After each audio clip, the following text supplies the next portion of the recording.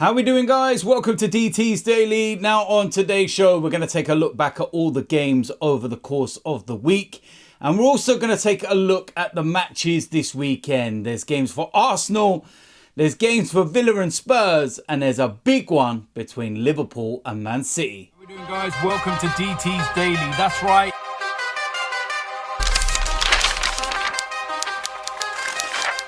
So, of course, it's Friday, which means we get to take a look back at all the games this week. We also get a chance to look at the games for the Premier League this weekend. And, of course, it was Champions League week and some very, very interesting games in there. When you're looking at the results and what happened and everything else and the possible quarterfinals for the Champions League, my word. Bayern Munich 3-0 winners against Lazio. And they were able to turn around that first leg defeat. But what I will say with Bayern Munich is I can see why they've got problems. And they've had a lot of problems this season. They're not a great side. I genuinely don't think that they're that good. And they're nowhere near the Bayern Munich that Arsenal used to play in the Champions League years ago. And even at 0-0, Lazio had a massive opportunity. Immobile at the back post, simple header. You put that in, you're 1-0 ahead, you're 2-0 on aggregate. That is the tie done. The locals were already restless. You could already sense the nerves around the stadium. And they were getting towards half time and not really doing a lot.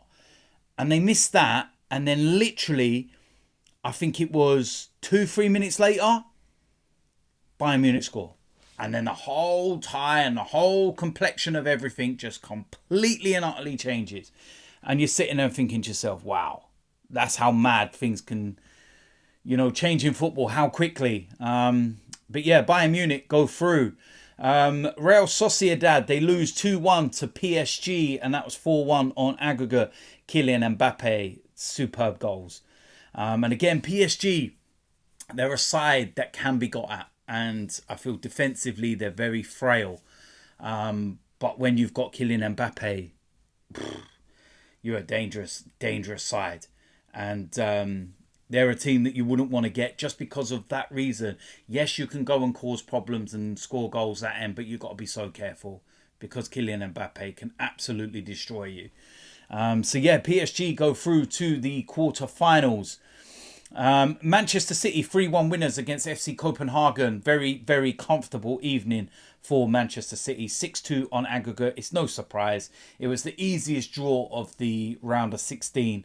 And they go through very comfortably. Real Madrid drawing 1-1 with RB Leipzig. And it wasn't the most comfortable of games. They go through though 2-1 on aggregate. And the thing about Real Madrid is that they might not look great and they might stutter in a few performances, etc. But this is the Champions League and there's no team better at knowing how to win and want it more than Real Madrid.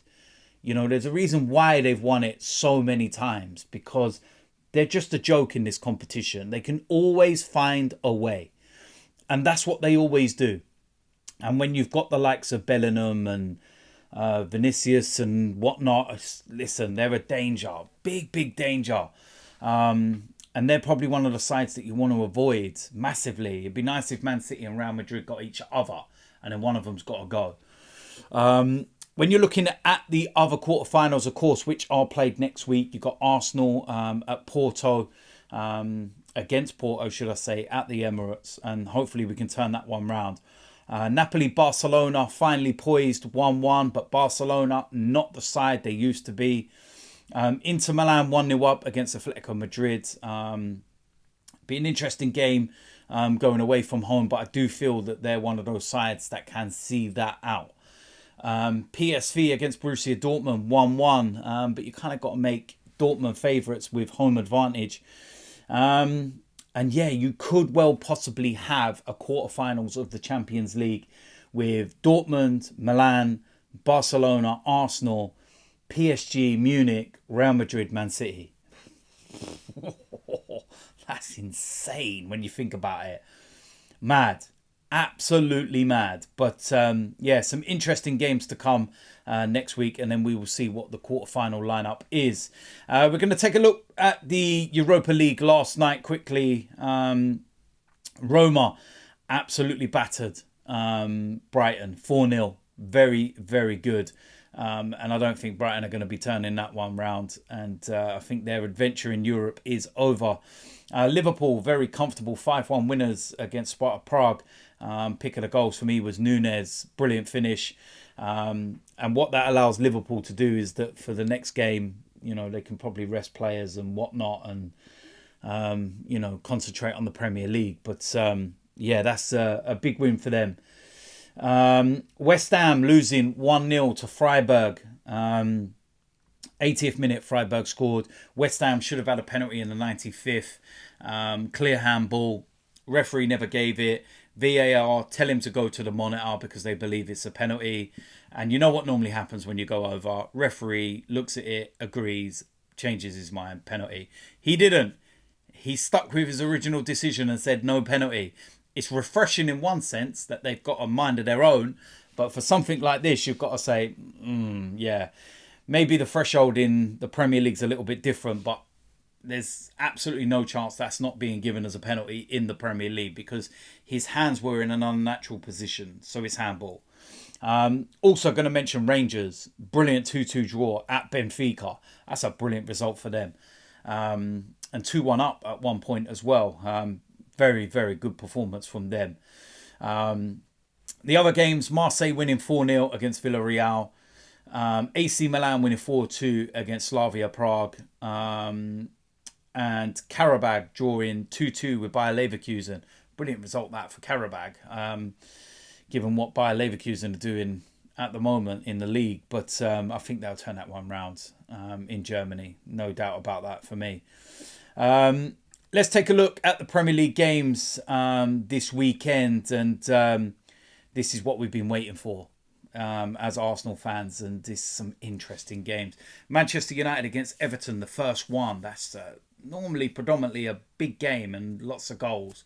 It'll be 0-0 now. Bournemouth against Sheffield United. Sheffield United look absolutely dejected. They look broken. And even more so after what Arsenal did to them on Monday. Crystal Palace against Luton. Interesting game, that one. Wolves against Fulham. And then Arsenal against Brentford. The significance of this, that Arsenal get to play first. Finally, after weeks and weeks and weeks of playing behind Liverpool and Man City, we finally get the opportunity to play first, win a game, and go top of the Premier League. That is so significant. Because on Sunday, first of all, we got Aston Villa against Spurs. Another big game. One of these sides has to drop points, or both of them. Brighton against Nottingham Forest. West Ham against Burnley. Of course, they're on a Sunday because of their Europa League involvement. And then the big one, Liverpool against Manchester City. Now, like I was saying, the significance of Arsenal with this, Arsenal win, go top of the league. They know that one of these teams, or both of them, if they draw, are dropping points. A draw would be brilliant because it leaves us still at the top of the Premier League because our goal difference is exceptional. It's just massive. It's just honestly massive. I cannot stress it enough. Arsenal need to win. They need to get the job done. And then we will sit up with our feet up, with a roast dinner, and chill on a Sunday and see what happens. It's that simple. So, yeah, look, listen. That's it for today's DT's Daily. As usual, let me know in the comment section what you think about these topics, the games and everything else. And these Premier League games over the weekend, are some juicy ones in there. So let me know. If you're new around here, make sure you hit the subscribe button, smash a like on this video, and I will see you a lot soon. I'm out of here.